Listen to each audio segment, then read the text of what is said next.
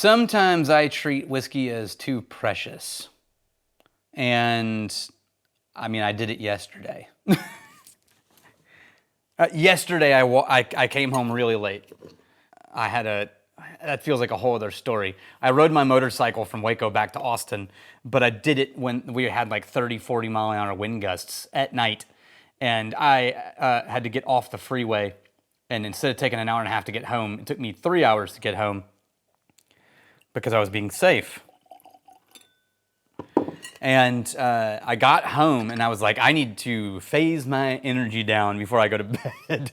And so I went to my cupboard and I have all of this whiskey in my cupboard. I keep finishing these like Jameson bottles and the budget, Lafroig or the cheapest blended scotch.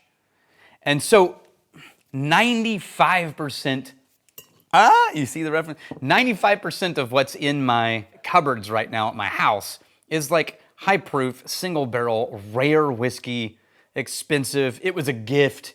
It's one of 200 bottles. Like that's what keeps getting left behind because when I go to drink, I try to drink the more affordable stuff mostly.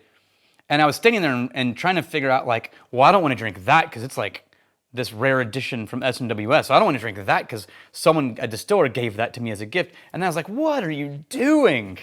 Just drink the whiskey.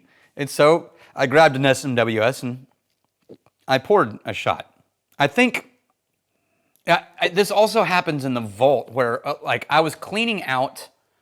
So we have the vault. It's got, 2,500 bottles in it. Upstairs, we have another 500 bottles, some in backups of other ones, and others that are in a locked cabinet. And most of the locked cabinet stuff is not like, well, we keep the special stuff up here. It's really stuff that it's like, it was meaningful to me or to the person who gave it to us, and so I keep it locked away, but unless they're here.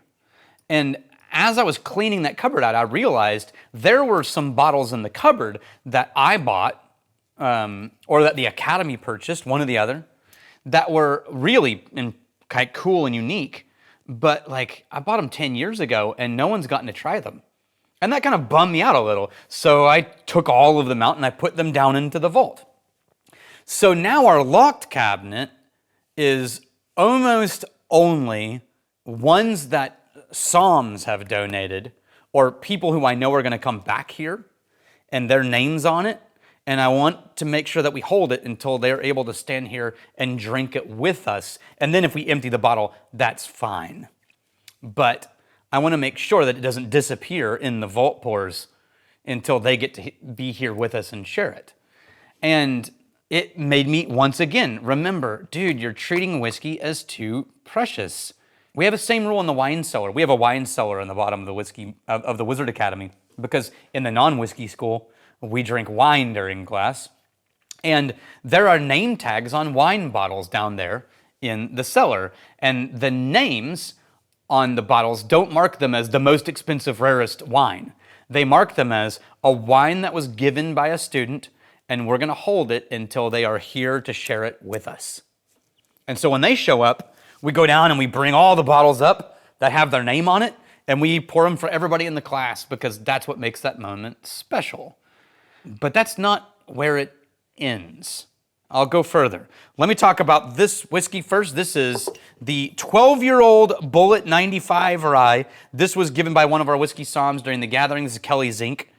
And I haven't got to try this yet. So this is MGP, right? MGP is the one who distills all of the Bulleit Rye.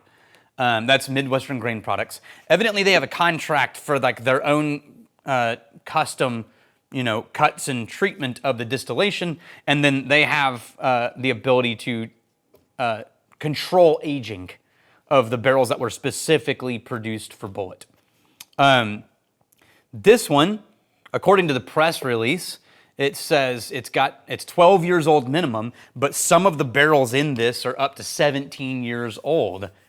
That's pretty cool. That makes it one of the older ryes that you can get and entirely under the control now with that age statement of Bulleit the company. It Tastes like Bulleit Rye. Smells like Bulleit Rye. What's the proof on this? This is 46. Okay. There's a lot of 46 today.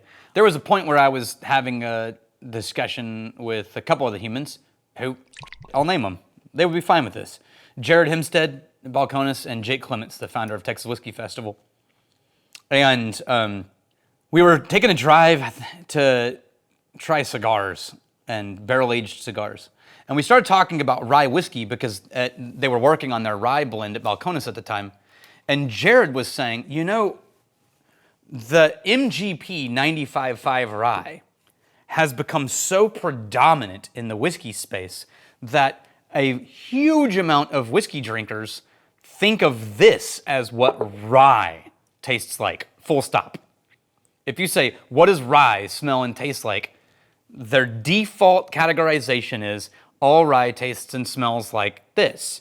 But it doesn't actually. Like the rye coming out of Kentucky and the small craft rye coming out of Balcones or coming out of Pennsylvania and the Monongahela style, it has these huge spreads, Minnesota and far north, huge spreads of flavor. But almost across the board in the general tier down from whiskey nerds, the general public sort of thinks of Bulleit Rye, for lack of a better term, or MGP produced rye, and they're not the same, as that's rye. And so when I say this is classic Bulleit Rye, that's what I'm talking about. It is. It's a little softer, but as soon as you pick it up, it's immediately this sort of like cola, zesty, peppery, boutique soda. Think Curiosity Cola, which is a Fenneman's product, I think from England. Anyway, it's a you can get it at like World Market, Cost Plus. It's called Curiosity Cola, and it's this cola, but it has this gingery kind of note to it, and this almost like craft root beery botanical. And then it's got eucalyptus and cut grass. And then it's a little buried in the sweetness and the density of it. That's probably the age. Ooh, okay.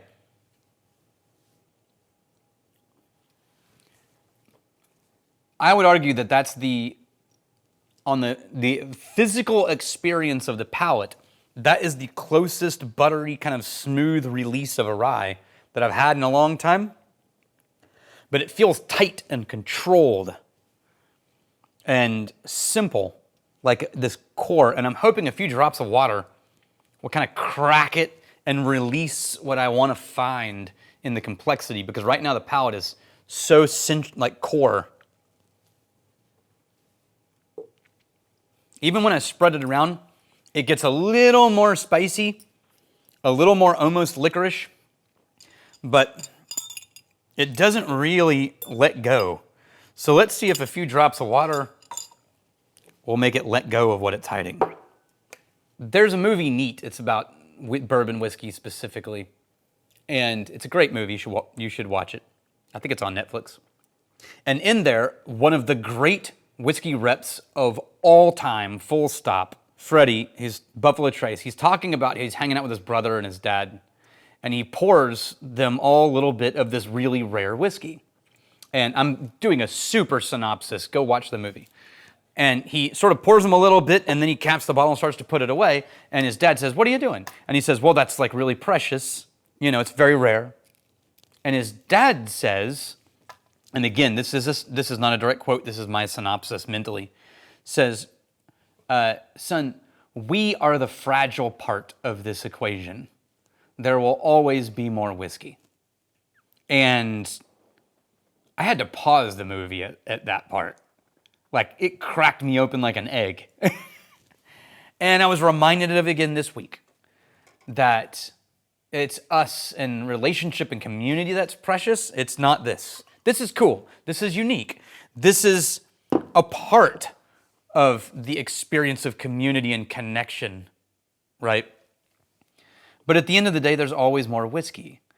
And it's important to remember that it's the people that are precious, not the whiskey. with a little bit of water. The nose gets more dry and more like wooden and eucalyptus, and maybe minty. But if it is minty, it's like actual earth, like mint plant and earth mint, not like mint gum. Ah, there you go.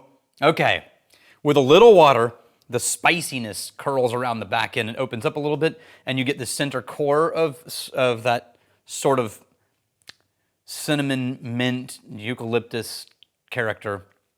I like it way better with a little bit of water. The Master Blender,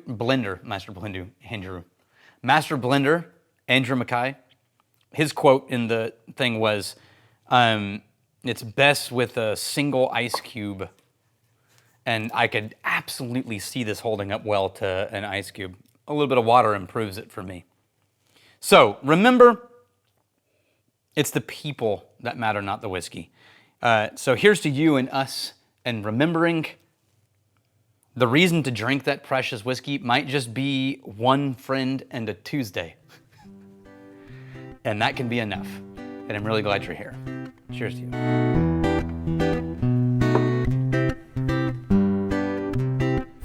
This goes better with a drop of liking and subscribing. This whiskey. This goes better. Like and subscribe.